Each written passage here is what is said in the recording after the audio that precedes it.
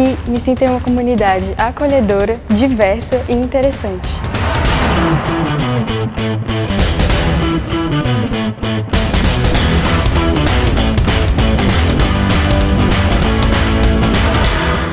Eu gosto muito de sentar com os meus amigos, a gente conversa e compartilha as experiências que a gente teve ao redor do mundo. O que para mim faz diferença é ter professores que são totalmente acessíveis e que me ajudam a encontrar o meu caminho. O diferencial do DP não é só o que acontece dentro da sala de aula, mas as inúmeras atividades extracurriculares que enriquecem o aprendizado.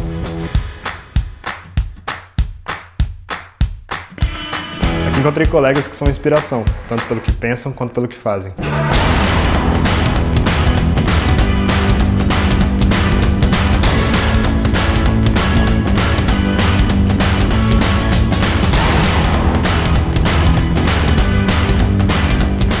Por mais seja um ambiente acadêmico, nós realmente nos importamos com as pessoas e com as aplicações no mundo real.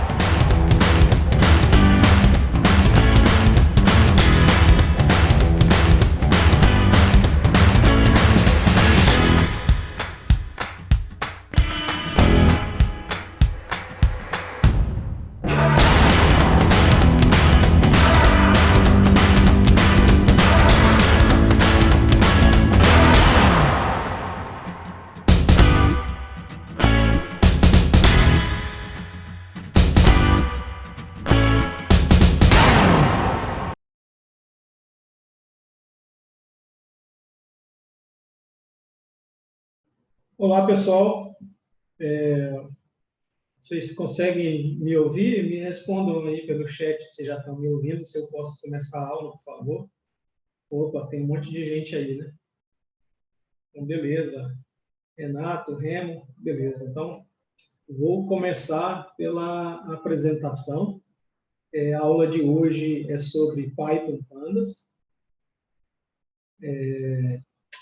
O Rafael, nossa aula está gravada, eu vou pedir para o Gabriel compartilhar com todo mundo aí o link das aulas gravadas, né? O pessoal consegue assistir, sim, as aulas que foram gravadas. Então, vamos lá, continuar a aula aí. Eu vou mostrar para vocês algumas coisas bem simplesinhas de Python para manipular dados da Bolsa de Valores. Meu nome é Alex Lopes Pereira. Vou fazer uma breve apresentação pessoal. Essa aí é a minha formação de engenheiro de computação. No ITA, em 2004, eu me formei. Depois, mestrado e doutorado também no ITA, 2008, 2015. E aí, eu comecei minha carreira como empreendedor. Depois, virei servidor público ali de 2013 a 2017 no Ministério da Defesa. Hoje, eu sou servidor público lá do Ministério da Economia. Sou professor também. E sócio de uma fintech que chama Fido, né? Uma fintech de empréstimo entre pessoas físicas. E eu uso bastante ciência de dados aí, em Python, em todas essas minhas atividades profissionais, seja como professor, como servidor público ou como empreendedor. A metodologia da aula que eu tento seguir em todas as aulas que eu dou é o seguinte: associar aspectos emocionais ao conteúdo que eu ensino. Isso tem um efeito muito positivo na retenção desses conteúdos no longo prazo.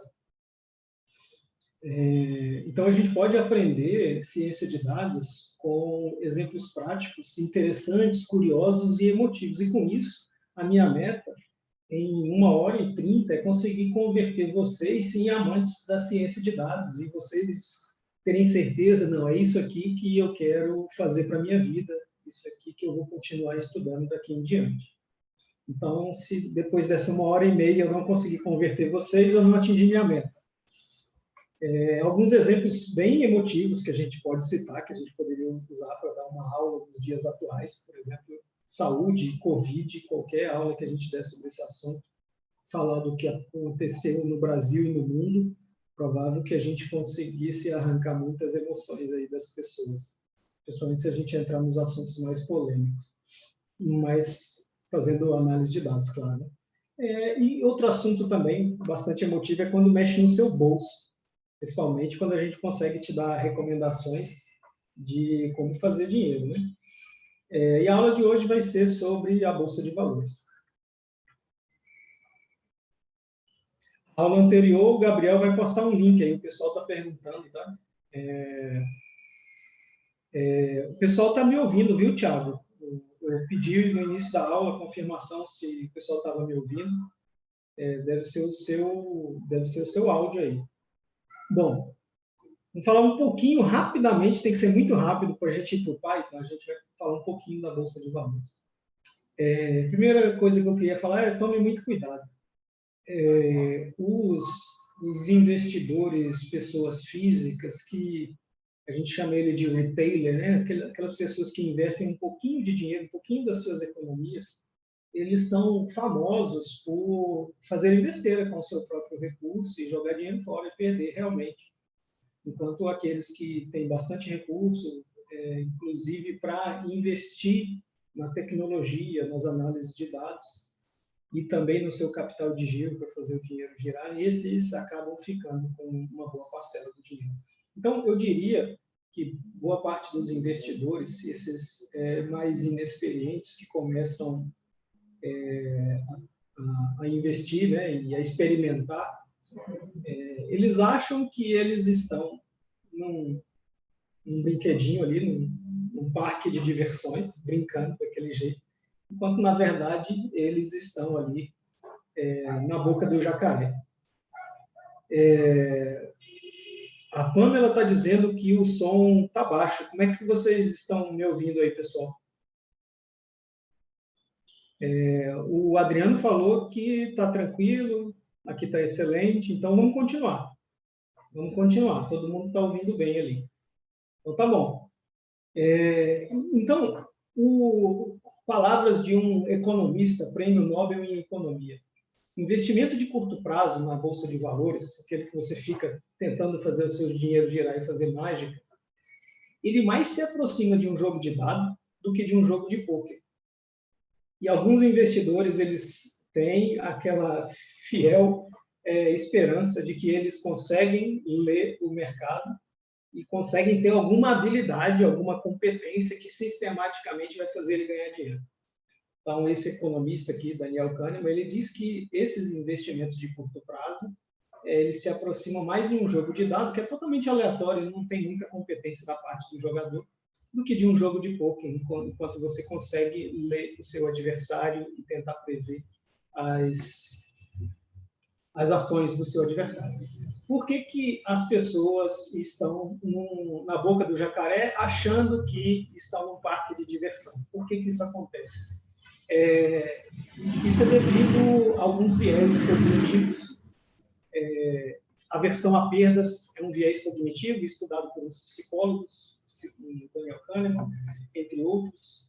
E isso aqui significa aversão a perdas. A gente odeia muito mais uma perda do que o tanto que a gente gosta de um valor equivalente que a gente ganhou. Essa proporção é mais ou menos 2:1. Existe esse viés cognitivo que também afeta os traders, que é o bandwagon, que é efeito manada, né? A gente acaba indo com a multidão e a gente se sente no conforto quando a gente está seguindo uma multidão, a gente acha que está no caminho certo. Confirmation bias, né? Um viés de confirmação, é uma tendência que a gente tem de confirmar tudo aquilo que nos parece confortável, que nos traz uma lembrança de uma situação parecida ou com uma crença que a gente já tem. Se parece com aquela crença, a gente tem um viés de confirmação e de acreditar naquilo. E esse hindsight bias aqui é outro viés cognitivo que afeta as pessoas também. É a gente olhar para o passado, à luz da informação que a gente tem hoje, e achar que a gente teria entendido o passado naquela época.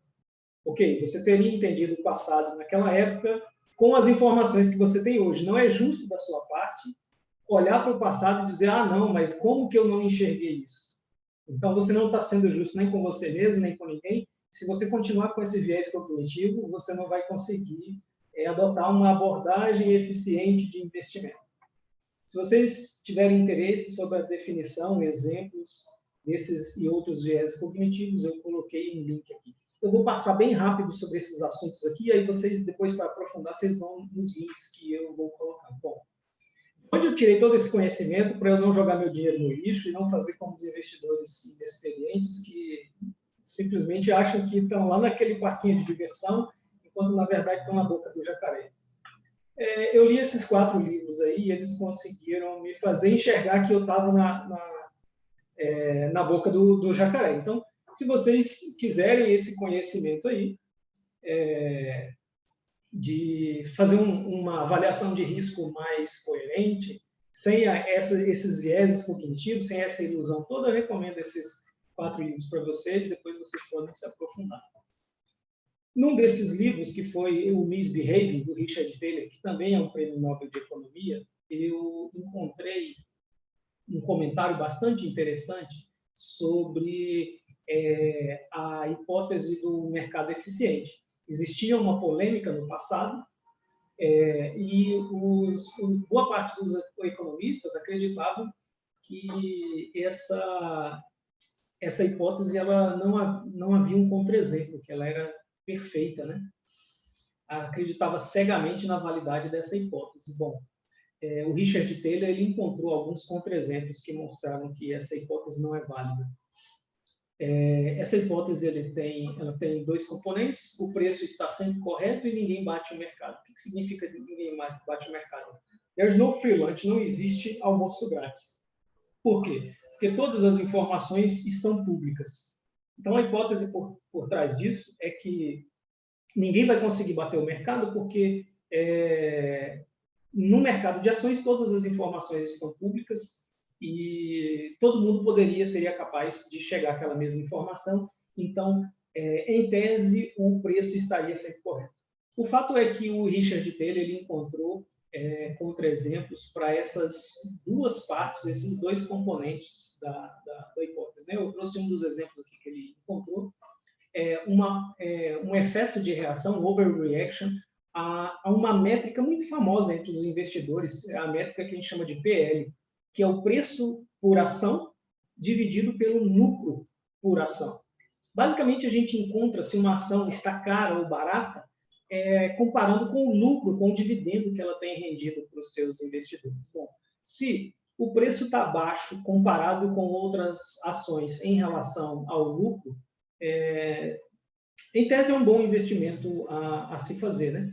Se com um pouquinho de dinheiro você consegue comprar uma ação que está te dando um dividendo muito bom, essa ação está barata e é um bom negócio. Bom, o fato é que ele encontrou um excesso de reação para quando, por exemplo, esse preço ficava um pouco caro durante muito tempo, o preço da ação acabava caindo demasiadamente e ele encontrou que isso aí seria um excesso de reação e ele encontrou que há um efeito de regressão à média.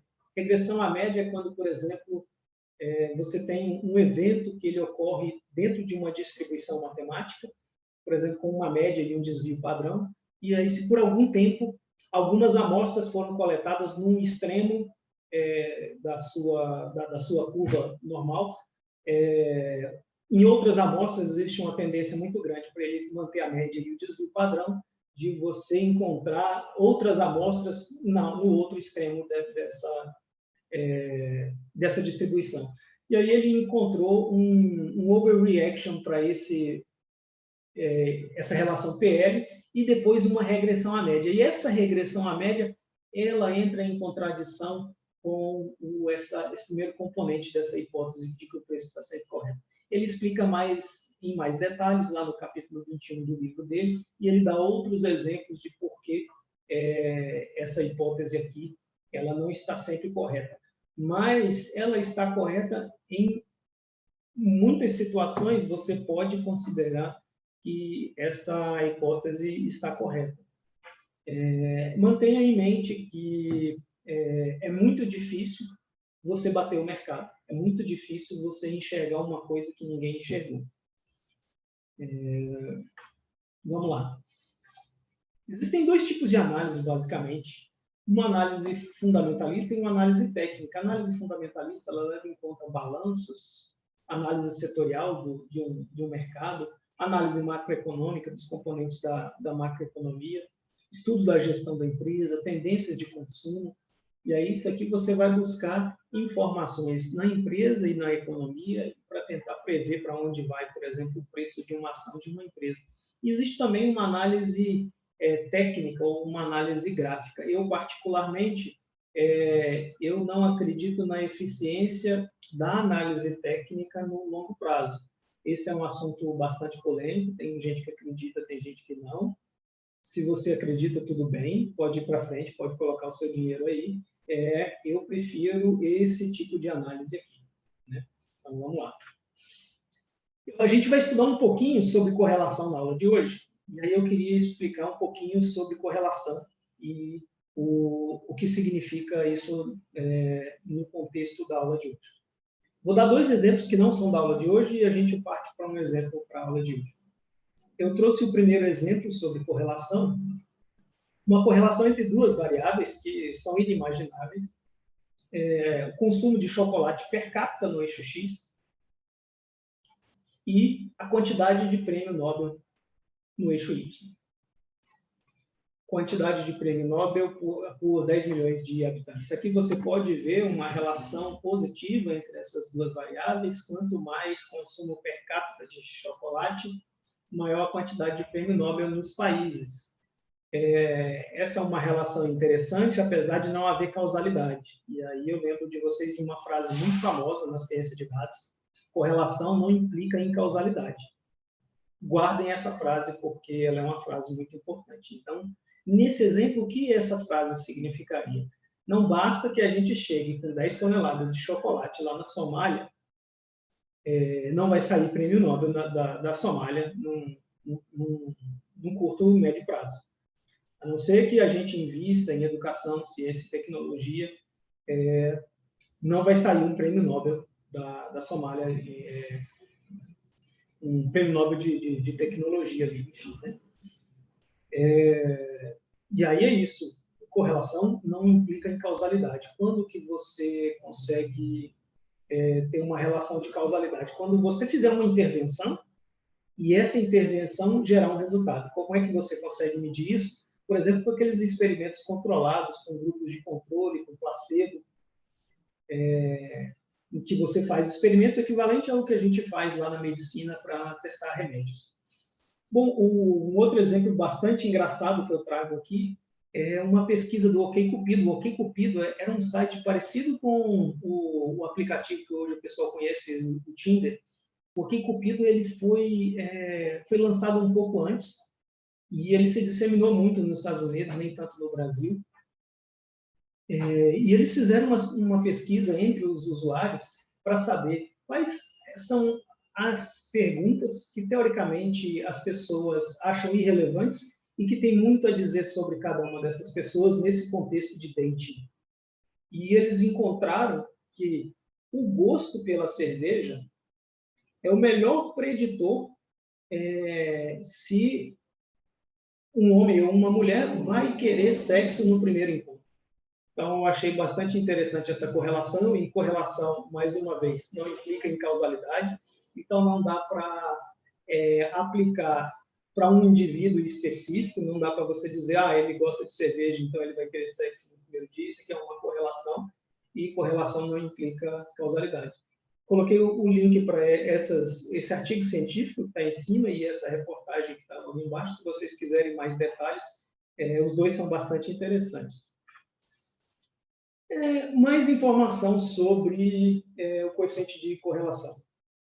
Ele mede a direção e a força de uma relação linear. E aqui, esse coeficiente de correlação, ele varia de -1 até +1. -1 é quando é uma correlação perfeita, exata e negativa. O que significa o sinal? Significa que quando uma variável está aumentando, a outra está diminuindo, né?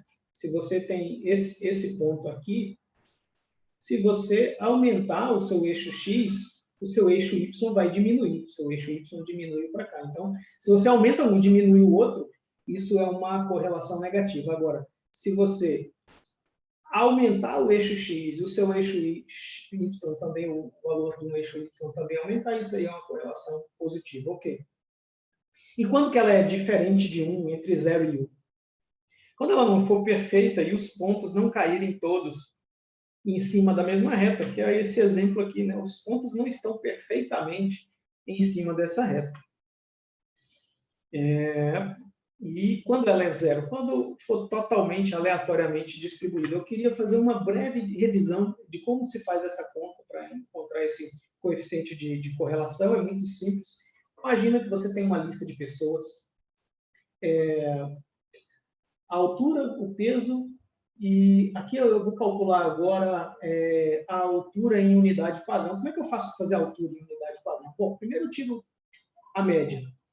E aí depois eu vou e calculo também o desvio padrão, né? Calculo a média e o desvio padrão. Existe uma formulazinha para você calcular a média e o desvio padrão.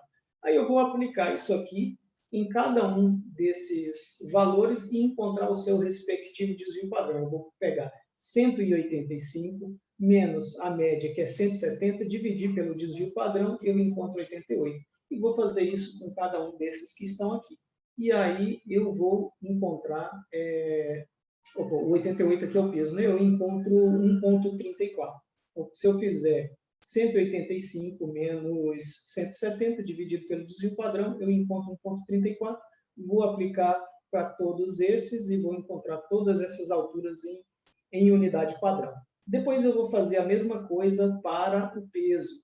Vou fazer a mesma coisa para o peso. Então, eu vou pegar a média, que é 71, menos esse valor 88, dividido pelo desvio padrão, que é 15, eu vou encontrar o valor 1,05, vou aplicar isso para todos eles. Bom, aí eu encontrei as minhas duas variáveis em unidade padrão. E unidade padrão é basicamente subtrai pela média e divide pelo desvio padrão. Pamela, o problema talvez seja no seu áudio, porque o pessoal falou que tá bom o áudio para quase todo mundo aí, tá bom, tá? Bom, então é assim que você encontra as unidades, os seus valores em unidade padrão. E depois é muito simples. Depois é só multiplicar um pelo outro aí, ó. Vamos multiplicar cada um deles. Eu vou multiplicar 1,34 vezes 1,05. Vou multiplicar todos eles e encontrar esse resultado. Depois eu vou somar todos eles. Está aqui o total. E depois é só dividir por n. Dividir por n, eu encontro aqui esse meu coeficiente. Então, é assim que calcula, é bem simplesinho.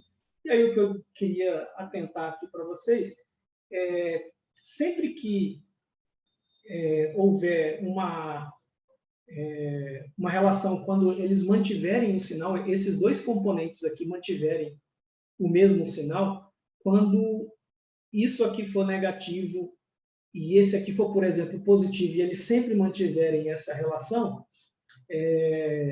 essa soma sempre vai ter o mesmo sinal e ele vai sempre aumentando o módulo dessa soma.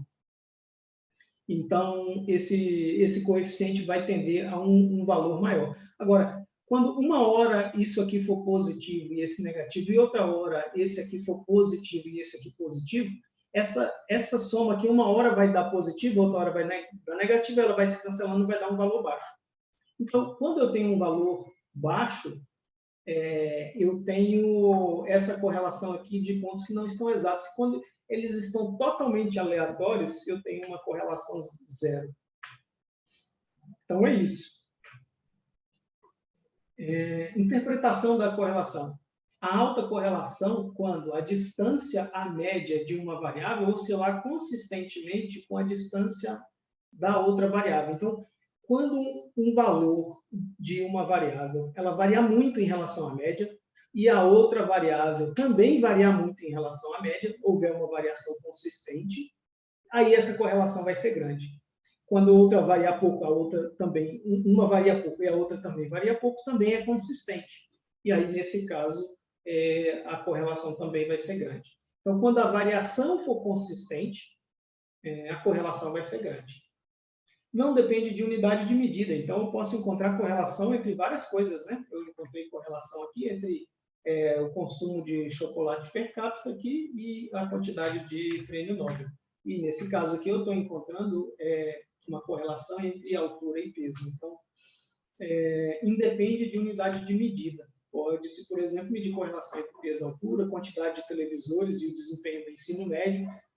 Não existe causalidade aqui, né? Se você colocar mais televisores na casa de um menino, você não vai aumentar o desempenho dele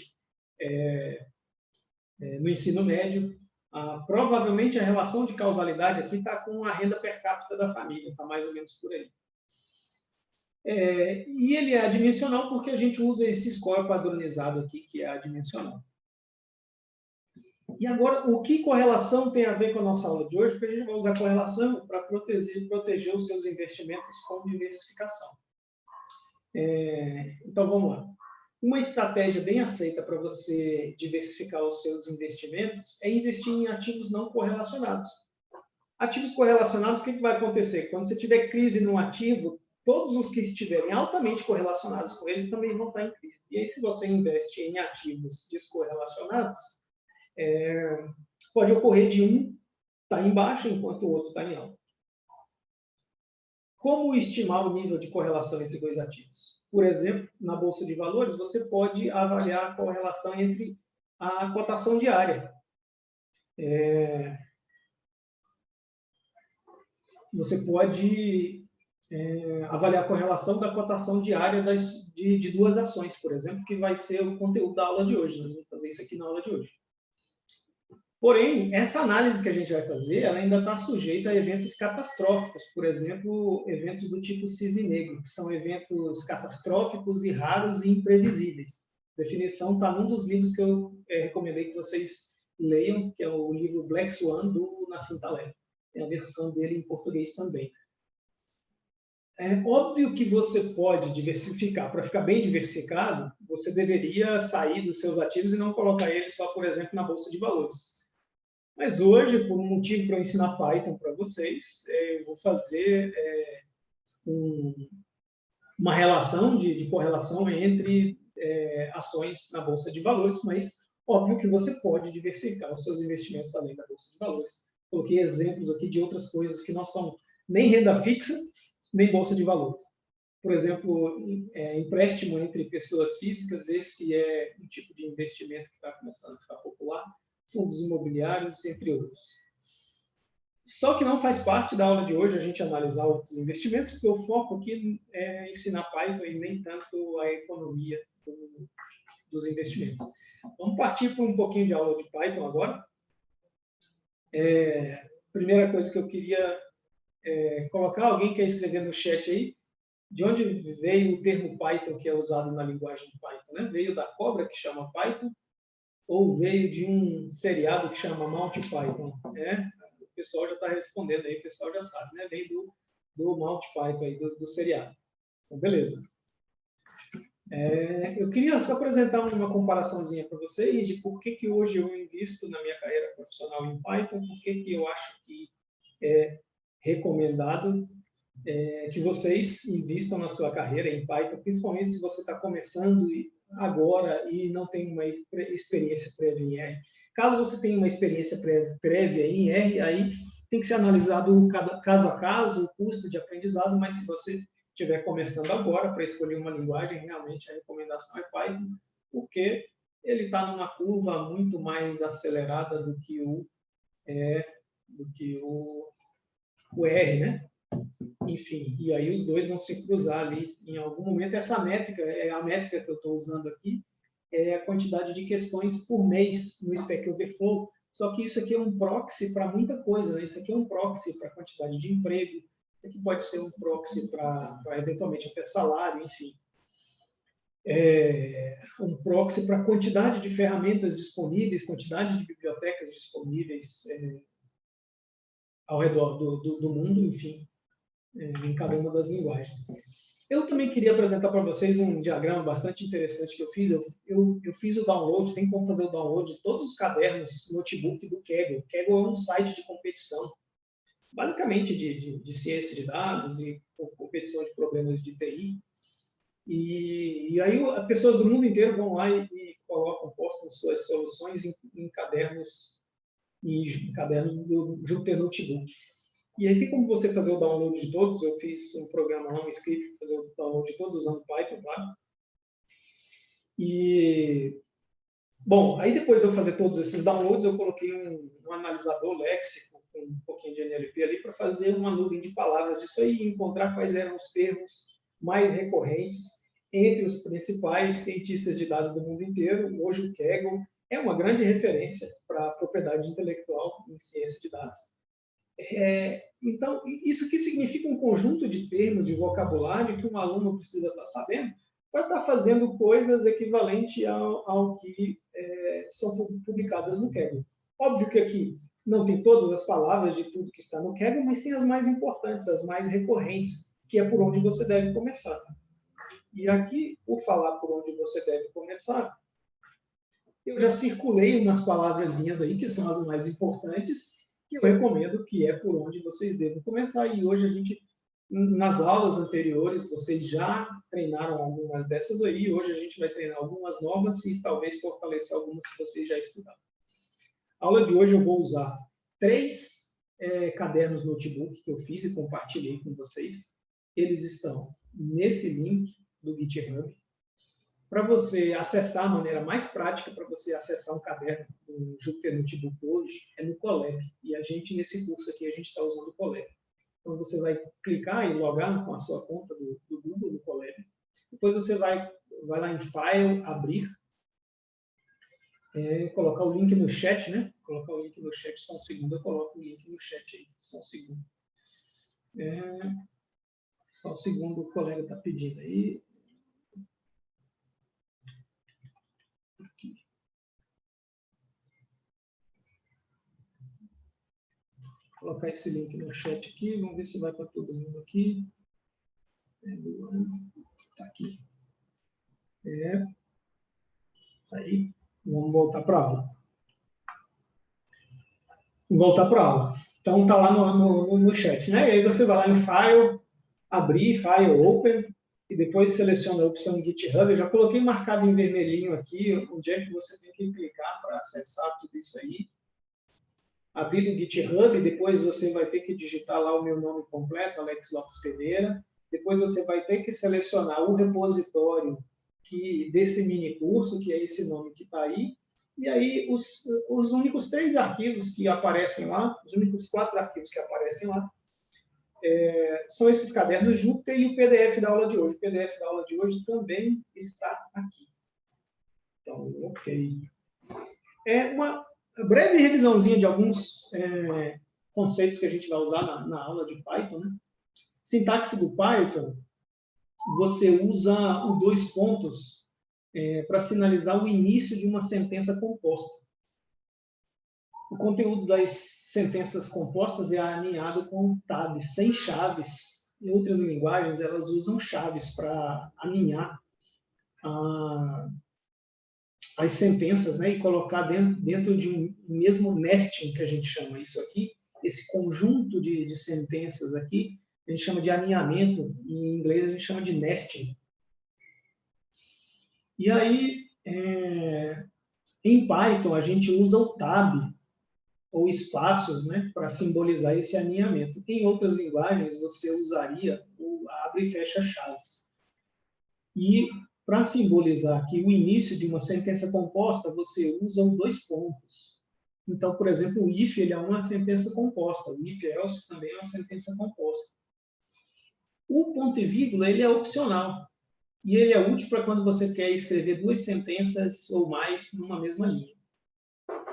Beleza, vamos para frente. Então, só perguntar para quem não sabia fazer um if-else em Python, né? O que isso aqui iria imprimir na minha tela? O que esse código iria imprimir na minha tela? Quem não sabia, pode responder aí no chat. O que isso imprime, né, gente? X igual a 2 é uma atribuição. Em Python, a atribuição, a gente usa o sinal de igual. Igual, igual, 2 iguais, né? Igual, igual, é uma comparação. Se uma coisa é igual a outra, ele retorna um resultado sim ou não, true ou falso. Isso é uma comparação com igual, igual. O igual apenas é um sinal de atribuição. Então, significa uma variável x recebe o valor 2. Ok, então x guarda o valor 2. Se o x for maior do que 0, eu vou fazer x recebe x mais 1 e vou imprimir o x e imprimir essa frase x maior do que 0. E aí eu te pergunto, x igual a 2. 2 é maior do que 0? Sim, ele cai aqui dentro. 2 mais 1, 3. E aí ele imprime o 3 e imprime essa outra frase. Está ali o que ele imprime ali embaixo. Ok, o colega aí que respondeu, acertou. Eu queria mostrar para vocês também um loop do tipo for. Aqui eu vou definir uma sequência, que eu vou definir uma variável acumulador, para ela guardar um valor acumulado. E eu vou varrer uma sequência, vou percorrer uma sequência com esse comando for. Esse for significa para cada valor nessa sequência. Os 2 pontos você pode interpretar. Faça tal coisa para mim. Faça tal coisa. E aí, que coisa é essa? É tudo que está dentro desse nesting aqui, né? Tudo que está dentro desse nesting. Ok. Vamos ver aqui. Então, para cada um desses valores que está aqui, eu vou verificar. Se isso aqui for igual a 5, break. O que esse break faz? Ele interrompe a execução desse meu fluxo, desse meu for. E ele pula para a próxima sentença depois do for. Depois que volta esse alinhamento desse tab para o alinhamento anterior, é a próxima sentença que vai ser executada depois de um break. Ok, então quando chegar em 5, ele vai fazer um break. Bom, se o valor não for igual a 5, esse aqui é o igual. Se o valor não for igual a 5, ele não vai entrar aqui. E ele vai fazer, o meu acumulador vai guardar o que já tinha no meu acumulador, mais o que tem na minha variável atual. Pergunta para todo mundo, qual o valor que vai ser impresso aqui no final? Qual o valor que vai ser impresso? Vamos ver se o pessoal responde aí no chat. No chat, qual o valor que vai ser impresso? O colega respondeu 13. Tá certo. O colega respondeu 13, né? Pergunta, ele somaria, por que ele não soma o 5? Por que ele não está somando o 5? Né? Porque, olha só, quando o val for igual a 5, 5 igual a 5, ok. Ele vai entrar no break e vai pular direto para essa última linha aqui e não vai somar. Por isso que ele não soma o 5. Então, ele soma até aqui. Ó. Bom, quanto que dá isso? 4 mais 6, 10, mais 3, 13. E aí o colega aqui respondeu 13 e acertou. Beleza, eu queria só mostrar como é que faz um loop muito usado usando uma função range. Usando uma função range, olha aqui. Ó. Esse range, com uma variável ali, um argumento 5, ele me retorna uma sequência de 5 números, começando em 0. Então, a sequência de 5 números começando em 0, termina em 4.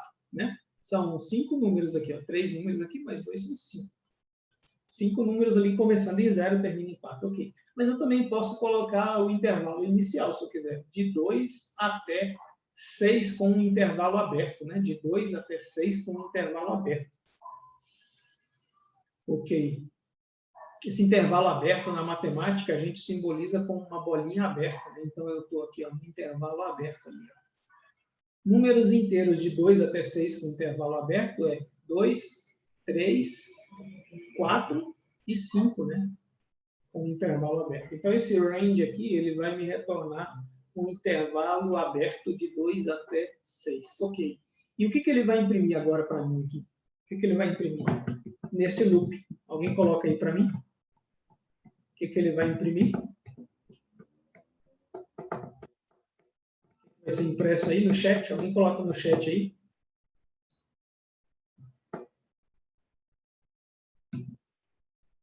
Esse range aqui, esse range vai começar, o equivalente, né, a ser 0, 1 e 2, né? Ok. E aí, esse meu intervalo aqui, 0, 1 e 2, quando isso aqui for 0, 0 vezes 0, 0. Quando for 1, 1 vezes 1, 1. Quando for 2, 2 vezes 2, 4.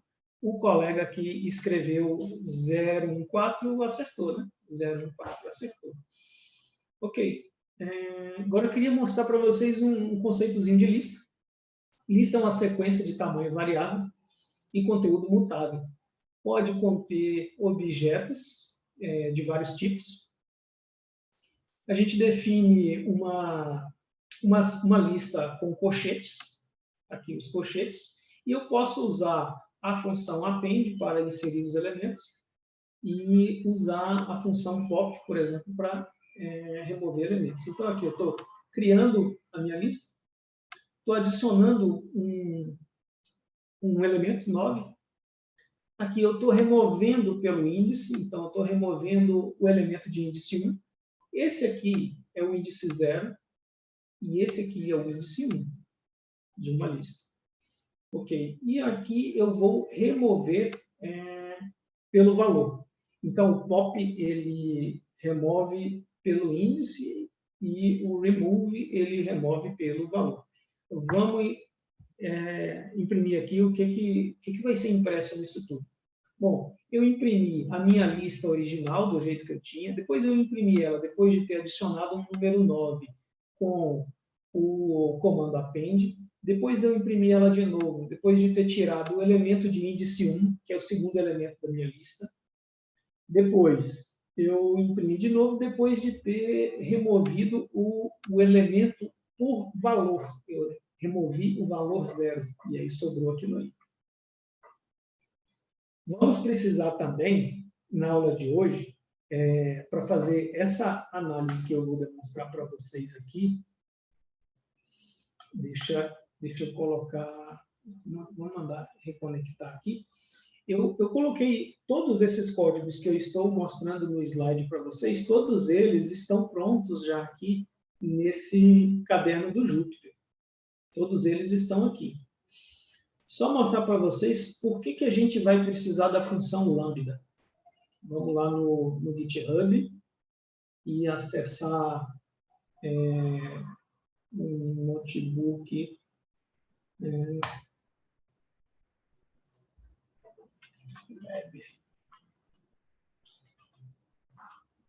Só explicar para vocês por que a gente vai precisar da função lambda. Nós vamos fazer uma análise aqui de dados da Bolsa de Valores.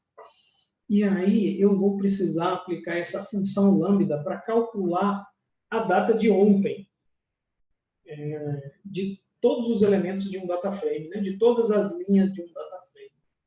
Então, por causa disso, eu preciso ensinar o que uma função lambda faz para vocês. Então, vamos voltar lá. E na sequência, né, eu vou ensinar para vocês algumas coisinhas sobre data frame. E aí a gente vai precisar estudar uma funçãozinha resetIndex, uma funçãozinha chamada head. Vamos executar isso aqui só para vocês verem a coisa acontecendo, para vocês verem como fica legal aqui.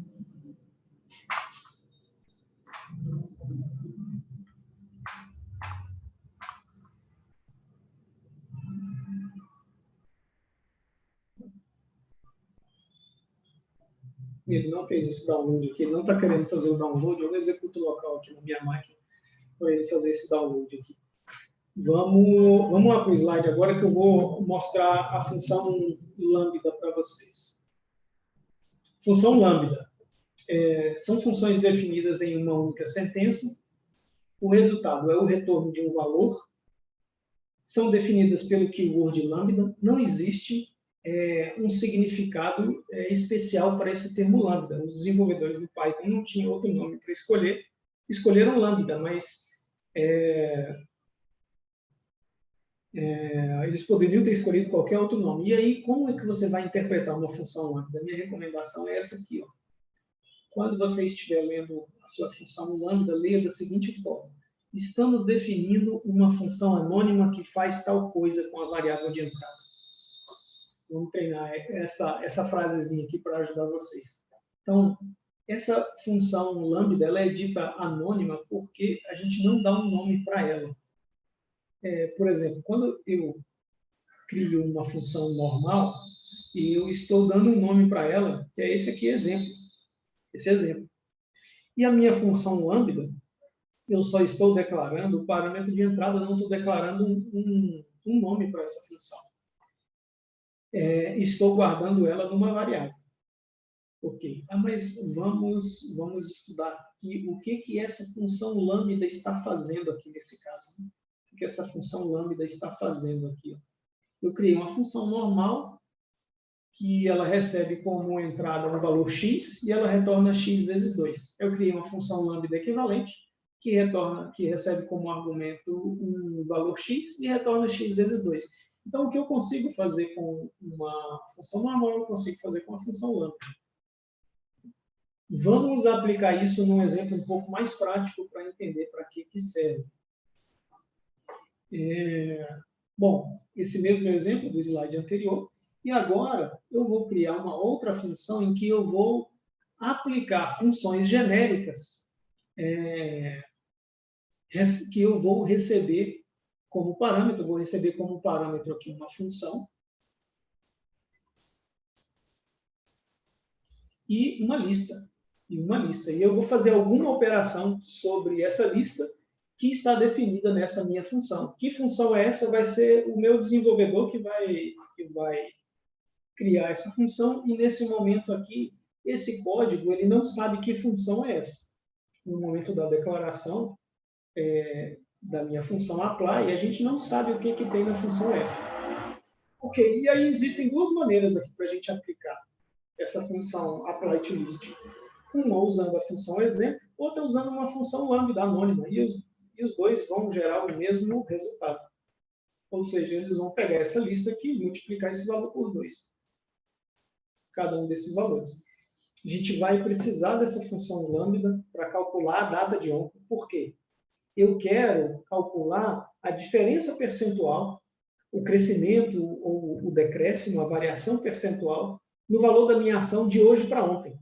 Quanto que aumentou de ontem para hoje, percentualmente? E aí eu quero encontrar a correlação entre duas ações em relação a esse valor percentual. E aí eu vou precisar dessa função lambda.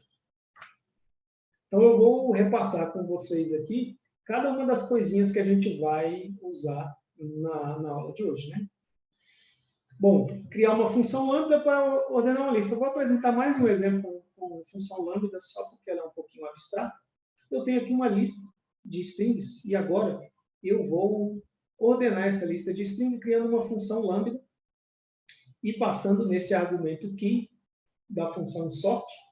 E eu vou ordenar, nesse caso aqui, pelo tamanho da minha string. Vou ordenar pelo tamanho da minha string.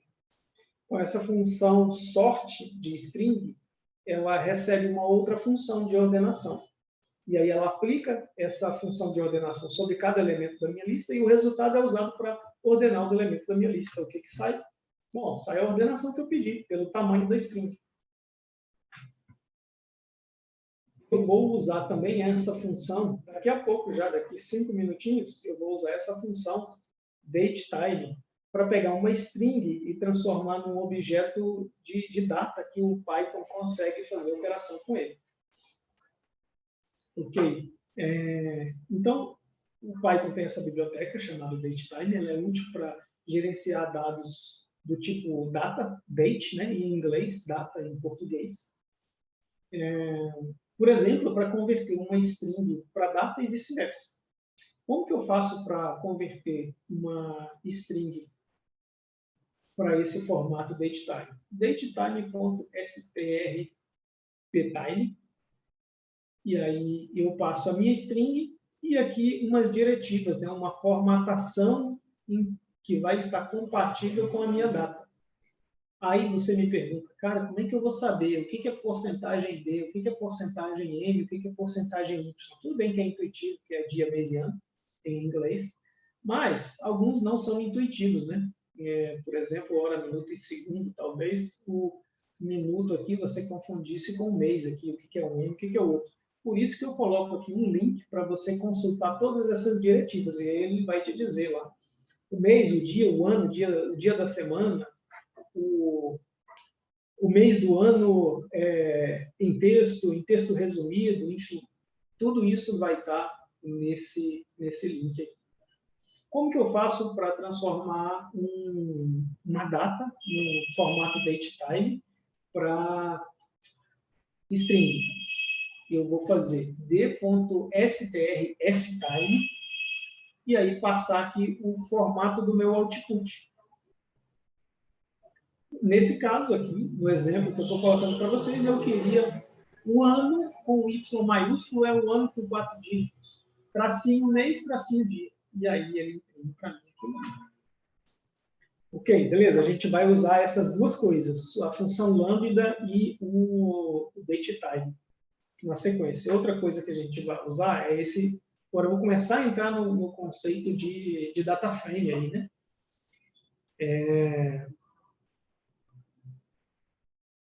Quando a data possui uma vírgula depois da hora, você pode prever isso aqui na sua formatação, o colega perguntou aí, né?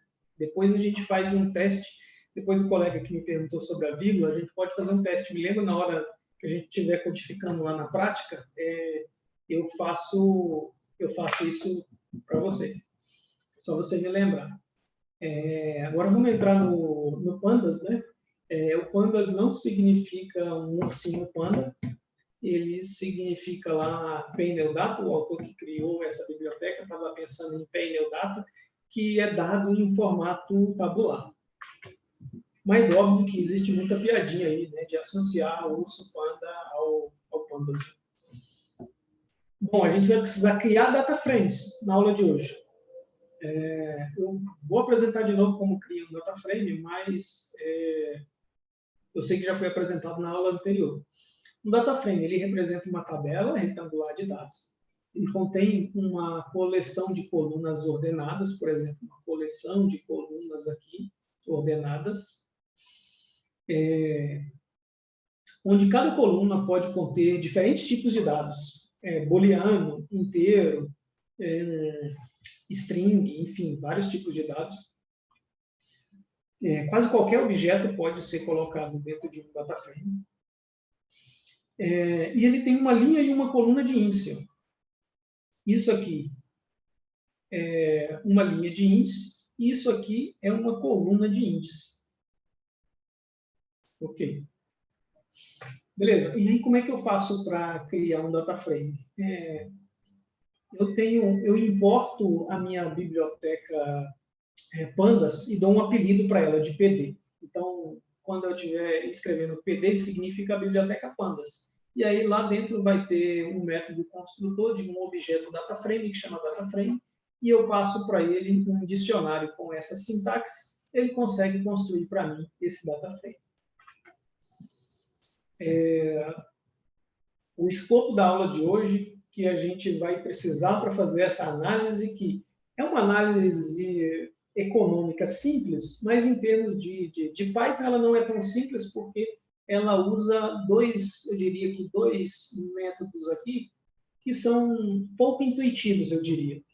E aí, se ficar alguma dúvida, vocês podem perguntar para mim, mas esses aqui são dois métodos um pouco abstratos que talvez vocês precisem treinar um pouquinho até ficar automático na mente de vocês. Bom, é muito fácil esses dois primeiros aqui, seleção de colunas. Você usa uma sintaxe de colchete e passa o nome da coluna, e se você quiser selecionar mais de uma coluna de uma vez, você tem que passar ele dentro de uma lista de colunas e ainda usar a sintaxe de seleção de colunas adicionalmente. Então, seriam 2 aqui quando você quiser selecionar mais de uma coluna. A gente também vai usar esse comando aqui, reset index. Ele serve para resetar o índice transformando em colunas. Você vai ver isso aí. Mostrar as primeiras linhas do DataFrame. É o nome do DataFrame.head. E se eu quiser aplicar uma operação a todas as células de uma determinada coluna, eu uso o método apply aqui. Eu uso o método apply. Eu seleciono essa coluna, aí eu coloco um apply e passo a função lambda, que vai fazer alguma coisa com cada elemento, com cada célula dessa minha coluna. O argumento x que o apply vai passar para a função lambda é cada célula dessa minha coluna. E aí, o que vai fazer com cada célula dessa minha coluna? Eu decido o que eu quero fazer e eu vou fazer uma aplicação, uma transformação de data ali. Ok. Vou usar uma função merge. Uma função merge é equivalente à função join do banco de dados. Ele, com uma chave identificadora, uma chave única em 2 data frames, consigo unir esses 2 data frames pegando os registros equivalentes a cada um deles e colocando na mesma linha em que coincide essa chave única. Depois eu vou pivotar. Para eu explicar esse de pivotar a minha tabela, eu vou precisar de uma imagem para explicar para vocês. E toda aquela conta matemática da correlação vai ser feita nesse método aí. Se você tiver um data frame com tipo algumas colunas, df.core, ele já calcula a correlação para você. Função head, desse jeito aí, simplesinho. df.head, ele imprime as primeiras linhas do seu data frame. Como que faz para você resetar um índice de um data frame? Aqui eu tenho um índice hierárquico com dois níveis. Um que chama symbol e outro que chama date. E aqui eu tenho uma coluna só de dados. Isso aqui é uma coluna só de dados. Close. Quando eu faço o reset index, eu vou estar transformando esse índice aqui em duas colunas. E eu vou precisar disso aqui, porque aqui eu vou aplicar o merge. Eu vou aplicar o merge e vou selecionar essas duas colunas para eu fazer a junção das duas tabelas. Por isso que eu precisei do reset index. Função apply agora. Função apply, o que ela faz? Ela aplica uma função ao longo de um eixo, linhas ou colunas. Por exemplo, se eu tiver esse data frame aqui, e eu fizer criar uma função lambda, e eu vou pegar o máximo desse parâmetro que foi passado e multiplicar por 2. Bom, o que essa função apply vai estar fazendo aqui? Nesse caso aqui, o Pandas vai estar passando para essa função apply a minha coluna inteira. E nesse caso, eu vou aplicar a função lambda na minha coluna inteira. E o que a função lambda faz? Ele busca o máximo. Bom, o máximo dele é 1.05. E aí, 1.05 vezes 2 dá aqui, vamos pegar lá.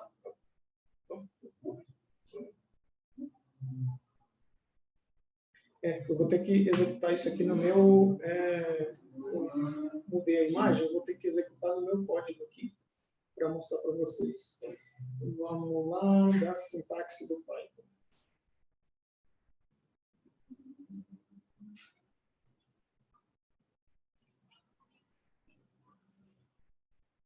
A gente está bem aqui.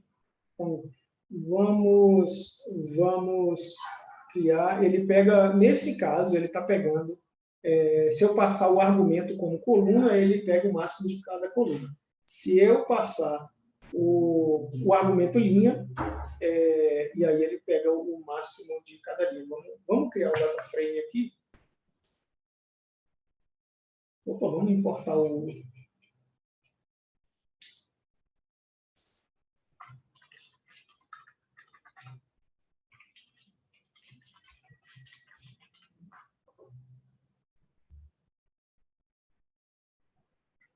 Se um dia você precisar instalar alguma biblioteca que não esteja instalada no seu ambiente do Jupyter Notebook ou do Colab, você pode usar essa sintaxe aqui, tá? Que é a exclamação, seguido de pip, que é um instalador de pacote, o comando install e o nome da sua biblioteca. E aí você instala o plano. Nesse caso, ele já estava até instalado. E esse erro que tinha acontecido aqui é porque eu não tinha importado a minha biblioteca. Agora, ela já estava importada aqui. Vou ter que importar aqui.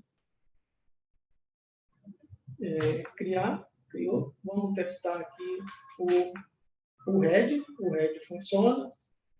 O meu reset index. Resetou o índice. Agora vamos criar o data frame.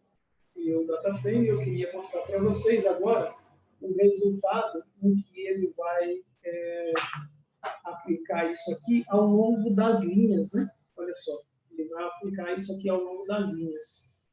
Ele vai buscar o máximo dessa coluna D aplicando ao longo das linhas, né? Aplicando ao longo das linhas. Aqui, ó, by rows, aqui, esse x igual a rows, ele busca ao longo das linhas. Então, ao longo das linhas, na coluna B, ele encontra o máximo, que é 1.0 vezes 2, ele vai me retornar esse 2.10. Ok, nessa coluna D, o máximo seria esse valor aqui, vezes 2 dá menos 0,22. E o máximo dessa coluna é esse valor aqui, vezes 2 dá 3,4. Então é isso. E aí, se você for aplicar ao longo das colunas, né? Ao longo das colunas, ele vai buscar o máximo aqui. O máximo, nesse caso, é 0,5, vai dar ali 1,04, não é isso? Vamos ver aqui. 1,04, enfim. E o máximo aqui vai ser menos 0,9, enfim, aí vai.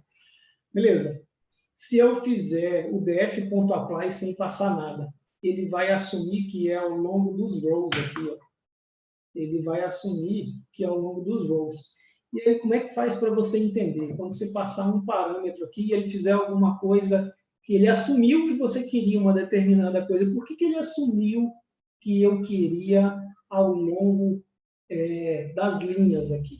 Você pode investigar os argumentos dessa função. Você pode ir direto no Google e procurar por pandas e o nome da sua função, e aí você vai lá e vê o argumento. Essa é a minha maneira preferida, tá? Essa aqui é a minha maneira preferida. E aqui você vê que o valor padrão do argumento axis é igual a 0, e nesse caso axis igual a 0 significa ao longo do índice, né? Ao longo das linhas aqui, né? Ao longo das linhas. E aí ele aplica isso aqui para cada coluna. Beleza. Vamos lá. Agora, aqui, voltar aqui. Existe outra maneira. Se você colocar uma interrogação e o nome da sua função, o notebook ele traz para você a documentação dessa sua função e você consegue ver a mesma coisa ali, né? A da sua ajuda. Existem essas duas maneiras. Eu prefiro a diagramação do Pandas, né? Porque tem as coisinhas coloridas aqui. Eu prefiro a diagramação do Pandas. Essa aqui eu quase não uso. Ok, vamos voltar para o slide. Então, essa aqui foi. Agora eu vou mostrar para vocês o que a gente vai fazer com a função de merge, com a operação de merge. Bom, imagine que eu tenho aqui duas tabelas de remuneração, por exemplo, de servidor público, ou também pessoas civis, né, sem ser servidor público, e eu quero saber se essa pessoa, por exemplo, é elegível para um programa de social, de renda, né, de redistribuição de renda. E aí eu quero a renda acumulada ao longo de várias bases de dados, e aí eu preciso de um identificador único para eu fazer o merge, né, e eu conseguir somar essa renda desse indivíduo que está nessa tabela com a renda desse mesmo indivíduo que está nessa outra tabela. E aí, qual o comando Python, Pandas ou de banco de dados que consegue fazer isso aí, né? Em banco de dados chama join. O Pandas tem um join também, mas aqui a gente vai estudar o merge. E aí, simplesmente, se eu tiver um identificador único nas duas tabelas, usando o merge, eu consigo não repetir o que era comum e colocar aqui, né? Eu não repito a chave fica só uma vez, e aqui eu trago o salário de cada uma das duas tabelas, e depois eu consigo aplicar uma função que vai somar isso aqui e vai trazer para mim uma terceira coluna, a soma da remuneração, e aí eu posso fazer um filtro aí, quem tem remuneração maior, portanto, eu encontro aquelas pessoas que têm direito ao benefício, por exemplo. Então, vamos ver como é que funciona esse merge, né? Então, aqui eu tenho uma chave única, e eu vou aplicar essa função merge, especificando o nome dessa chave única. Essa chave também pode ser inferida pelo contexto. O merge é equivalente a um proc-v do Excel, só que muito mais fácil. O proc-v, sempre que eu vou fazer o proc-v, eu tenho que olhar o que significa cada um dos parâmetros, porque eu não lembro. Hoje em dia está até começando a lembrar já, mas o do merge aqui eu não preciso olhar na documentação, porque é muito mais simples. Por exemplo, se o nome da chave for o mesmo e o tipo for o mesmo do dado aqui, você nem precisa dizer qual é a chave que ele infere para você. Então, você só precisaria ir até aqui, ó, o seu primeiro data frame, merge, e qual que é o seu data frame da direita, né? Esse aqui é o data frame da esquerda, esse aqui é o da direita, enfim. E aí já dá certo. E aí o merge, o que ele vai fazer? Né? O que esse merge vai fazer? Bom, esse B que está aqui, ele vai juntar com esse B que está aqui, e ele vai colocar aqui, e vai trazer o valor 0, e esse valor 0 que está aqui, e vai B00, cadê? Ele está trazendo para mim aqui, vamos executar esse print aqui, deu problema igual no outro. Vamos fazer isso aqui de novo. Aqui, vamos fazer aqui. Aqui, deu. Vamos fazer esse merge aqui. Pronto, agora sim. Pelo meu key, o B, aqui estava 0 no data 1 e está 1 no data 2. Eu estou trazendo aqui 0 e 1. E aqui eu tenho o B igual a 1. E aqui B igual a 1 de novo. E ele está repetindo para mim aqui B igual a 1 e B igual a 1. E aqui eu tenho B associado a um valor 6. E aí, juntando com o B associado ao valor 6 do valor 1 do outro, eu tenho B 6 e 1. Agora está ali. Então, ele faz esse merge juntando o que tem em cada um das tabelas para mim. Aqui estava até certo esse print aí. Agora, eu vou ter que mostrar para vocês uma função de pivotar. O que essa função de pivotar faz? Ela vai transformar essa tabela que está num determinado formato para um outro formato. O fato é que existem várias maneiras de você armazenar a mesma informação num dado tabular. Nesse caso aqui, eu tenho um exemplo de alunos, disciplinas e as notas deles em provas. E aqui eu tenho o nome do aluno numa coluna, a disciplina numa coluna, e aqui o tipo da prova, com a sua respectiva nota, numa outra coluna. Está aqui. Ok? E se eu quisesse manter o nome do aluno ali nas linhas, e eu quisesse colocar o nome das disciplinas em colunas e colocar aqui a nota. Como é que eu faço isso? Eu faço isso com uma operação de pivotar. E cada um desses tipos de dados, eles são úteis para um determinado tipo de operação, e aí você, ao longo do tempo, você vai ter que desenvolver a perspicácia de saber o que você está precisando. Eu gosto muito desse tipo de formato, por exemplo, para plotar gráfico em que você vai ter várias séries no mesmo gráfico. E aí o Seaborn, que é uma biblioteca de gráfico, ele já agrega para você tudo que for de uma determinada série, ele já agrega para você. E aí consegue plotar o gráfico meio que automaticamente, sem muito trabalho. Vamos ver agora como é que funciona essa função de pivotar. O que ela faz, né? Bom, são 3 parâmetros: index, columns e values. Esses parâmetros, eles se referem à sua matriz de resultado. O que você quer no resultado? O que você quer que apareça aqui no índice? No índice das linhas. O que você quer que apareça lá? Bom, nesse caso, eu queria que aparecesse aluno aqui. Então, você vem aqui no índice, que vai ser esse índice aqui, e diz, não, coloque lá a coluna aluno para mim. E eu queria que aparecesse aqui no índice das colunas, eu queria que aparecesse as disciplinas. Então, aqui em columns, você vai lá e escreve o nome da coluna que está aqui nesse seu data frame. E aí ele vai colocar todas essas disciplinas, todos esses valores distintos aqui, vão ser criados uma coluna para cada um desses valores distintos. E aí, o que você quer aqui dentro como valor? Bom, nesse caso a gente tinha 2 opções. A gente podia escolher a prova objetiva ou a prova discursiva. Bom, nesse caso eu escolhi aqui a prova objetiva. Está aqui, ó, prova objetiva. E aí os valores da prova objetiva vão parar ali dentro. Ok, aqui eu vou passar lá para o meu Google, o meu Colab agora, e vou passar para o meu Jupyter Notebook e abrir esse arquivo do notebook que eu compartilhei com vocês.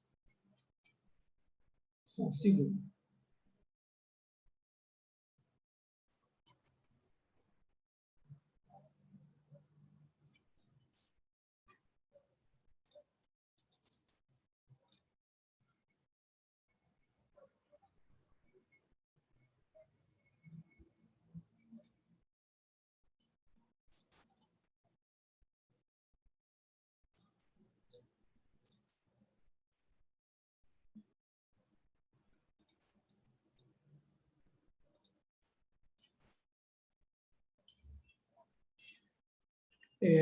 Eu estou abrindo ele local aqui na minha máquina para não ter problema com o download desses dados. Depois eu vou verificar aqui por que no Colab ele não quis fazer o download desses dados. Bom, se você precisar instalar no seu ambiente aí alguma biblioteca, tipo essa Yahoo Query, que não é comum ela vir instalada em todos os ambientes, esse comando aqui instala ela para você. Eu já instalei no meu. Você também vai precisar dessas outras bibliotecas para rodar esse meu tutorialzinho, né? Bom, o que eu vou fazer aqui? Essa biblioteca Yahoo Query tem uma classe que chama Ticker, e esse Ticker ele consegue gerenciar e fazer o download do histórico de cotação de ações.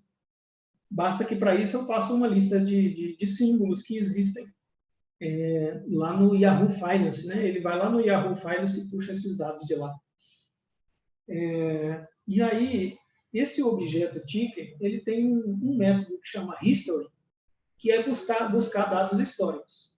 E esse método History, ele tem dois argumentos, um que é o período e outro que é o intervalo. E o período você diz quantos dias para trás você quer acessar esses dados. Aqui eu vou fazer pouquinho, vou fazer com 10 dias, depois a gente faz uma vez com 360 dias, só para a gente ver ficar mais legal. E o intervalo de 1 em 1 dia, mas existem outros tipos de períodos e intervalos, e eu coloco aqui um link que você pode acessar na documentação do Yahoo Query para ver todos os períodos que estão aqui e todos os intervalos. Então, tem intervalo aqui acho que de 1 minuto, enfim, 2 minutos, 5 minutos. Nesse caso, eu estou querendo de 1 dia para fazer uma avaliação de uma correlação da cotação diária, por exemplo, da ação da Amazon com a ação do Walmart. Bom, beleza. Se eu executar esse comando aqui, ele vai fazer o download desses dados e, convenientemente, ele já vai trazer no formato de um data frame para mim. Beleza. Formato de um data frame já. Ó. Que legal. E eu queria mostrar para vocês, antes de eu fazer essa seleção de linha, por que eu estou fazendo essa seleção de coluna aqui? Estou pegando só a coluna close. É porque vem muito mais informação além do close. Fazer o download desses dados. Vem o maior valor, o menor valor, o fechamento, o volume e a abertura do dia. E adjunct close aqui eu não sei o que significa. Só que dessas aqui eu só quero close, que é o valor do fechamento. Ok, então como é que eu faço para selecionar só uma coluna que eu quero aqui? Eu vou substituir o meu data frame original por um data frame que tem só uma coluna. Desse jeito, vamos ver o que vai virar aí. Beleza, virou um data frame aqui que só tem uma coluna, que é a coluna close, que está escrito bem aqui. Ok, agora eu quero fazer essa operação de reset index. Vamos ver como é que ele vai ficar depois de eu resetar o index. Né? Então, aqui, vou fazer de novo. Só para eu mostrar aqui, antes de eu fazer esse reset index, como é que estava aqui?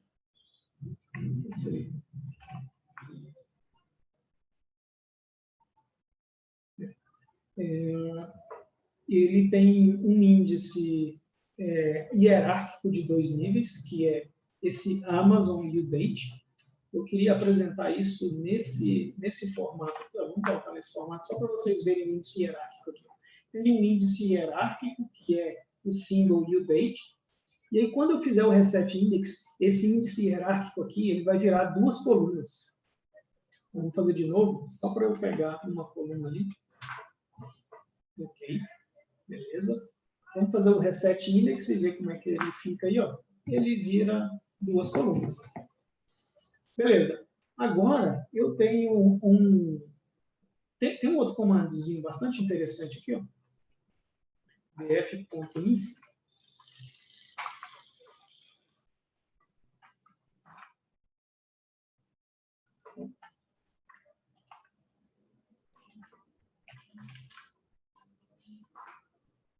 E aí ele me diz aqui o formato de cada uma dessas células. Tem um object lá dentro e no close tem um float. Esse object aqui, no caso, é uma string. E aí eu não quero trabalhar com uma string, eu quero trabalhar com um formato de datetime, né? E aí o que eu vou fazer aqui, ó? Eu vou calcular o dia de ontem, vou adicionar uma coluna nesse data frame com o dia de ontem. Como é que eu calculo o dia de ontem?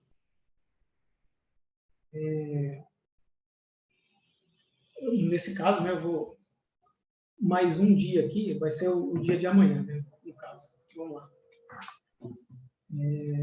Eu vou usar uma função datetime e eu vou usar o time delta, que é uma função que adiciona um período em uma determinada data. Então, eu tenho essa data em formato de string que ele já vai converter em datetime para mim e vai adicionar um dia nela. Então, adicionou o que era 4, virou 5. Depois eu posso até corrigir esse ontem aqui, que é um dia a mais, né? Enfim, é o amanhã, nesse caso. Beleza, agora eu vou fazer vou fazer um merge. Por que eu vou fazer esse merge aqui? Eu quero colocar um data frame do lado do outro e eu quero repetir esse meu data frame do lado dele mesmo, só que deslocado na vertical de uma linha, para eu ter na mesma linha o preço de hoje e de ontem. Então, vamos pegar aqui.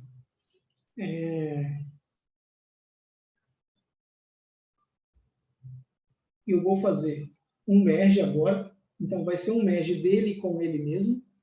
Só que o meu índice do meu lado esquerdo vai ser o símbolo e a data, e do meu lado direito vai ser o símbolo e o dia de ontem. Então, ele vai conseguir deslocar verticalmente essa minha tabela, esse meu data frame, antes de fazer o join.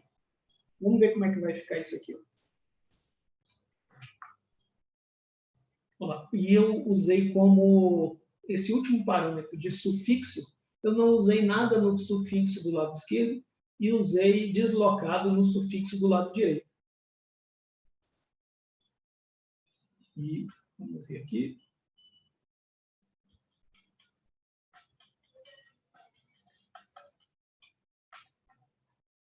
Voltando aqui. Estou querendo ver as mensagens de vocês aqui. Aí. Beleza. Então, vamos lá.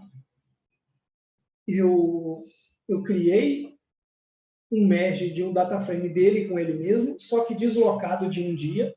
Por que eu fiz isso? Porque eu queria ter o preço de um determinado dia e o preço do dia anterior. Vamos mostrar aqui para vocês. Ó,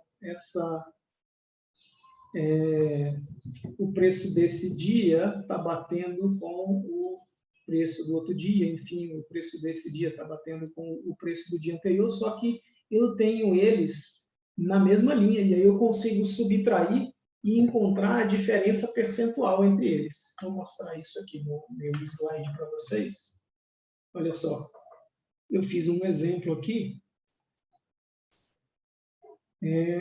O que eu fiz? Eu peguei esse data frame que está do lado esquerdo, fiz um merge com ele mesmo do lado direito, só que deslocado verticalmente um em relação ao outro, e aí o que tinha aqui veio parar aqui, né? Porque eu fiz um merge com o dado de ontem dessa planilha aqui. Ó. Eu fiz um merge com esse dado de ontem dessa planilha, e aí o que tem o mesmo ele junta na mesma linha. E aí esses valores ficam deslocados. E aí, nessa linha aqui, eu tenho o valor da cotação de um dia e aqui de um outro dia. E se eu subtrair eles e dividir por um deles, eu vou encontrar a diferença percentual. É essa conta que a gente vai fazer agora. Olha só.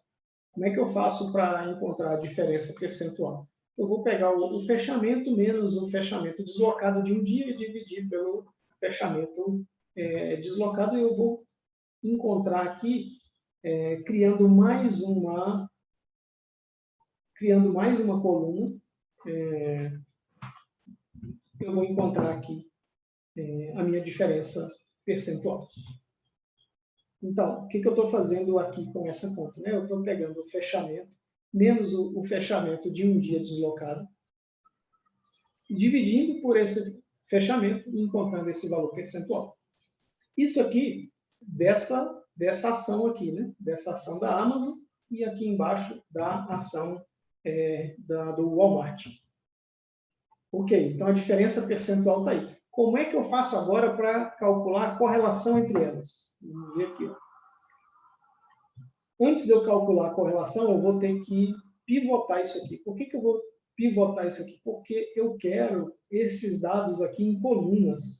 Porque a minha operação de correlação vai estar esperando esses dados aqui em colunas. Então, eu vou ter que fazer esse pivoteamento. Então, eu quero, por requisito do meu problema, para eu calcular a correlação, eu quero que a coluna, que a Amazon apareça na coluna. Beleza? Então, eu vou colocar no meu pivô, no argumento coluna, eu vou colocar aqui symbol. E aí ele vai pegar a Amazon, vai transformar em coluna, e ele vai pegar o Walmart e vai transformar em coluna. E o que eu quero que apareça como índice das linhas? Eu quero que apareça a data. Eu quero que apareça essa data. Então, no índice, eu vou colocar aqui date. Vou colocar date. E o que eu quero que apareça dentro dos valores? Eu quero fazer a correlação da cotação de fechamento. Então, o valor vai ter close. Opa, não, eu quero fazer a correlação aqui da porcentagem de mudança, né, da variação percentual de um dia para o outro. Ok, então eu vou colocar aqui os meus valores como sendo o percentual de mudança. As minhas colunas vão ser o symbol e o meu índice vai ser o date. Vamos ver como é que isso aí vai ficar. Direitinho do jeito que eu queria. Calcular a correlação é muito simples. Está aí. Feita a correlação. Eu queria, vamos já ver aqui. Eu queria, o colega está falando aí que tem uma função do Pandas que já faz isso. Mas aí perde a graça e eu não poderia ensinar o merge e o pivoteamento, né? Mas obrigado aí pela contribuição do Remo, né? Então vamos lá. Eu queria mostrar mais uma curiosidade para vocês, que é plotar esses dados dessa variação percentual em um gráfico de linhas, usando o Seaborn. Então, vamos aqui importar uma biblioteca que chama Seaborn, usar uma função para plotar um gráfico de linha. E aí eu vou passar alguns parâmetros para essa função. O argumento data guarda o meu data frame. Então, já existe uma integração muito grande entre o Seaborn e o Pandas. Então, o Seaborn já está preparado para plotar gráficos de forma muito prática. E aí eu vou passar dentro do argumento data o meu data frame. O meu kind vai ser igual a line, onde o kind eu escrevo aqui para vocês, ele pode ser scatter ou line. Scatter é aquele monte de pontinhos sem unir as linhas. O aspect vai ser igual a 3, então a razão linha coluna é igual a 3, então eu quero um gráfico esticado assim na horizontal. O argumento x vai ser o nome da coluna do meu data frame, que guarda o dado que eu quero botar no eixo x. Nesse caso eu quero data, porque eu quero um gráfico de linha da variação percentual desses dois valores. No eixo y eu quero ver justamente a variação percentual, o módulo dessa variação percentual. E aqui eu vou mostrar para vocês por que eu falei que eu gosto desse formato de dado tabular. Eu falei para vocês que eu gosto desse formato de dado tabular aqui, para eu plotar, por exemplo, um gráfico de linha, para ele plotar duas séries no mesmo gráfico, porque ele já vai agregar para mim tudo que fizer parte da mesma categoria, ele já agrega para mim, plota uma série com aquele dado. Nesse caso, que eu estou fazendo aqui, eu tenho Amazon e Walmart. Então, ele já vai agregar para mim tudo que for Amazon, ele vai plotar numa mesma série. Tudo que for Walmart, ele vai plotar numa mesma série. Como que eu digo isso? Plote tudo que é Walmart numa série para mim, plote tudo que é Amazon numa série para mim. Bom, é com Rio. Rio, isso aqui significa cor. Então, plote com cores distintas o que tiver um símbolo distinto. Vamos ver como é que isso fica. Aqui foi um gráfico de 10 dias apenas, tá? Vamos fazer um download de novo ali, para ir para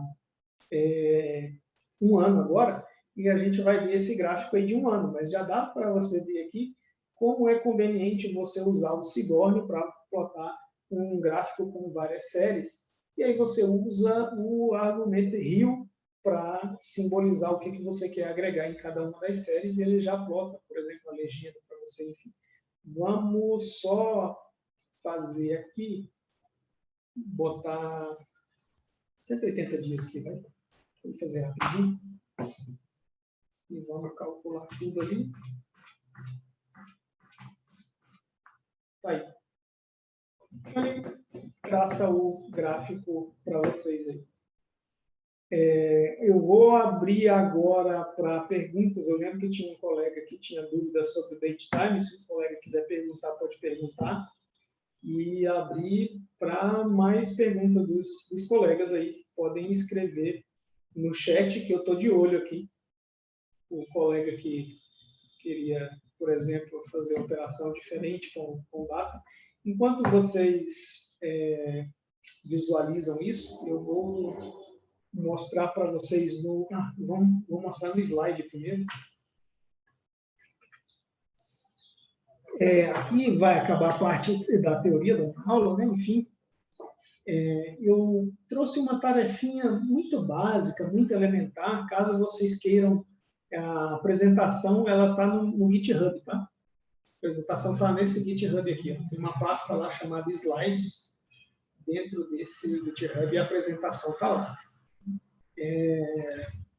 Bom, eu criei um warm-up dessa aula com exercícios bem básicos e elementares de cada um desses conceitos que eu apresentei. Eu sei que eles foram apresentados muito rápido, e aí eu me preocupei de trazer uns exercícios para vocês conseguirem praticar um pouco mais com coisas levemente diferentes e um pouquinho fáceis em relação ao que eu apresentei aqui. Então, igual eu estava comentando aqui, essa aula tem 3 cadernos notebook. Aqui nesse caderno de sintaxe, eu apresento todos os códigos que estão no slide. Já estão prontos para você não precisar digitar, só Shift Enter e confere o que está fazendo ali. Nesse warm-up, eu trago alguns exercícios.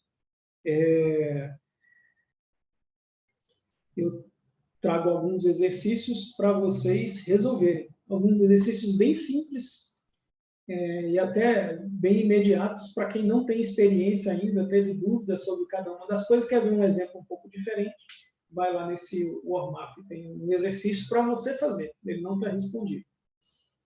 E aqui, nesse caderno, tem o código que eu estava executando lá agora há pouco, esse código aqui. Tem esse código aqui. Então, vamos para a pergunta. Alguém tem alguma pergunta aí?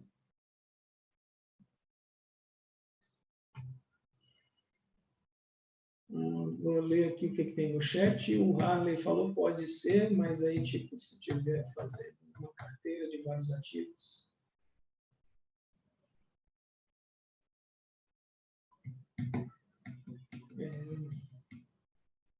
Poderia, respondendo o Harley ali, a gente pode tentar fazer uma análise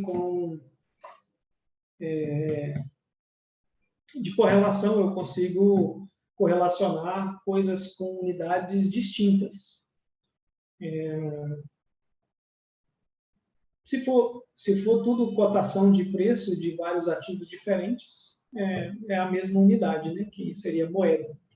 Mas mesmo se for variáveis com dimensões, variáveis com unidades de medida distintas, fazendo correlação, é uma medida adimensional por causa do Z-score. O Z-score é uma medida adimensional. Então, essa foi a resposta aí para o Arley, né? Vamos ver se tem mais alguma pergunta aqui.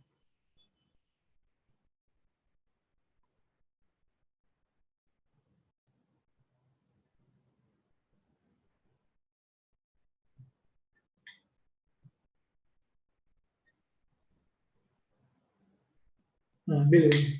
Então, pessoal, essa correlação implica causalidade. Nenhuma correlação por si só implica causalidade. Para você encontrar causalidade, você precisa fazer uma investigação com alguns experimentos específicos. Por exemplo, aqueles experimentos com grupo de controle. É daquele jeito que você investiga causalidade. Mas nem todos os experimentos, né, nem todos os eventos da natureza, você consegue criar grupos de controle para fazer seus experimentos. E aí existem alguns métodos levemente diferentes que você consegue fazer uma investigação de causalidade, não com todo rigor, mas você consegue fazer uma investigação de causalidade. Vamos ver o Éder, ao utilizar o range de 180 dias, a correlação calculada, positivo, me parece uma correlação fraca, mas o gráfico em termos... Boa. Eu não cheguei a dar bastante destaque em porque a gente está fazendo essa análise de correlação. Ok, com esse Jupyter Notebook, você consegue selecionar duas ações lá e ver se elas estão correlacionadas. Mas por que a gente está fazendo isso? Isso é para montar um portfólio. Quando você vai montar um portfólio, você vai escolher, por exemplo, 10 ações, você vai fazer uma matriz de correlação de todas com todas e você vai selecionar, por exemplo, aquelas que não estão correlacionadas. Se a sua estratégia for uma estratégia de diversificação.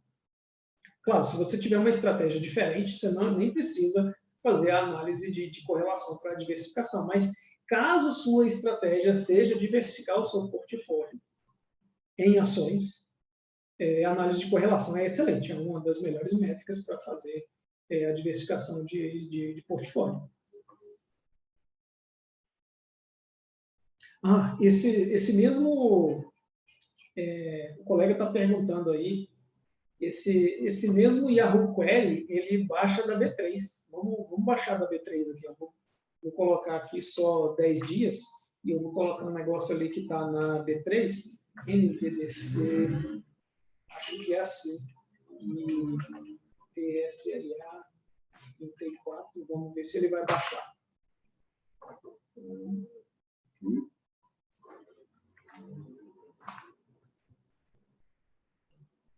Baixou, né?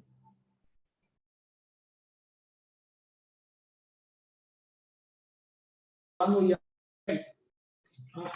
É assim.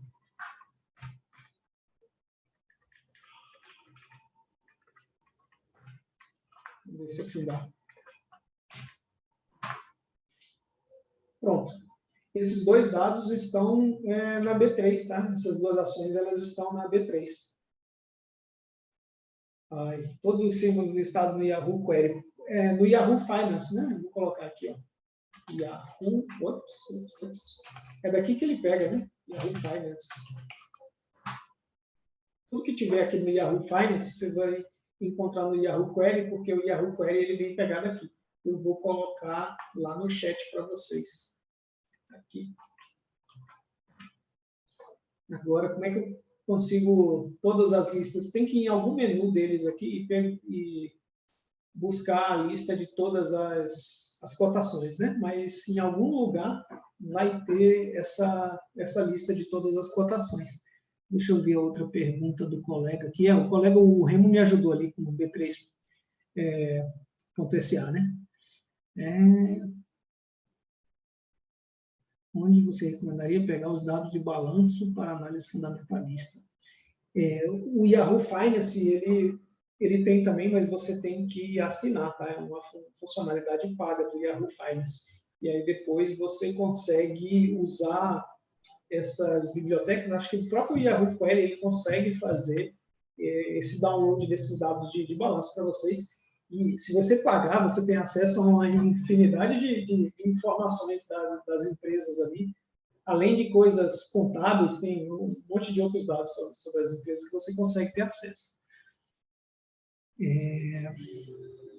O Vinícius Barbosa, quando você mandou mensagem no grupo para ajudar o colega, mandou só para mim, viu, Vinícius? Muito interessante. Uma pergunta. Esse data frame se assemelha, bem ruim o exemplo, a um tabelão de Excel? Sim. Ele se assemelha a um tabelão de Excel, sim. É uma boa analogia. Só que o data frame ele tem muita vantagem.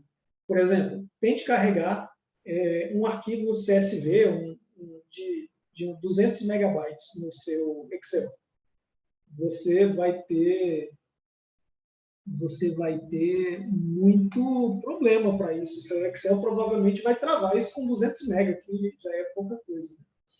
Enquanto que o seu Pandas, ele tem o limite da quantidade de memória que tem o seu computador. Se o seu computador tem 32 GB de RAM, ele vai lá e carrega quase 32 GB de RAM, porque um pouco ele usa para o sistema operacional, mas ele carrega quase toda a memória lá. Antes dele falar que faltou memória, né? E ele também não vai travar o seu computador. O Pandas não trava seu computador, coisa que o Excel faz. Enfim, tem muitas vantagens usar o Pandas. É muito difícil você fazer join no Excel, por exemplo, você tem que usar o PROC-V, que tem uma sintaxe muito difícil.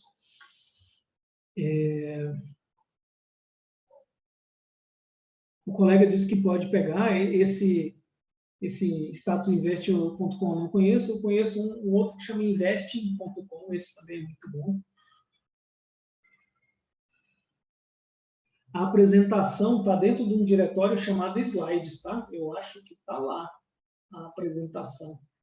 Vamos ver se a apresentação está lá. Aqui. A apresentação está dentro desse diretório chamado Slides, e aí pythonpandasbv.pdf. Então, beleza. Mais alguma pergunta aí, pessoal? Aproveitar que eu estou por aqui para tirar a curiosidade de vocês aí. E aí, boa pergunta do colega aí, do Bruno, né? Bruno, quando você vê uma mensagem dessa, a dica que eu te dou é que geralmente a resposta para o seu problema é uma das últimas mensagens ali. Nesse caso, a última mensagem é módulo not found, né? Então ele não encontrou esse módulo, é só instalar esse módulo. Deixa eu ver se ele consegue instalar usando isso aqui. Eu acho que sim. Eu acho que esse comando aqui vai resolver o seu problema aí. Pip install Yahoo Query. Vê? Instalou. No meu caso, instalou aqui, tá vendo? Instalou com sucesso. Instalou com sucesso. Então, quando você tiver um módulo not found error, que você vai fazer? Geralmente é esse módulo aqui, ou você descobre o nome dele e você vai digitar o que o colega colocou aí, né? Pip install, pip é o instalador, install é o comando do instalador, espaço o nome da sua biblioteca. O Bosco mandou uma mensagem só para mim no privado, tá, Bosco? Se você quiser compartilhar com todo mundo aí. E aí, professor, anota aí, projeto da banca de API de financeiros brasileiros. Ó, que legal, vou dar uma olhada nisso aqui, sim.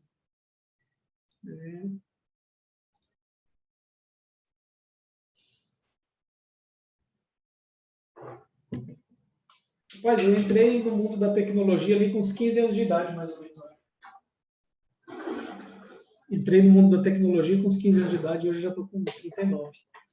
E tem muita coisa, viu, André, para apresentar aí. Foi muito rápido, assim, mas eu gosto bastante. Pessoal, vamos encerrar aí. Eu estou segurando vocês aqui por quase 2 horas já. Alguém tem mais alguma pergunta aí?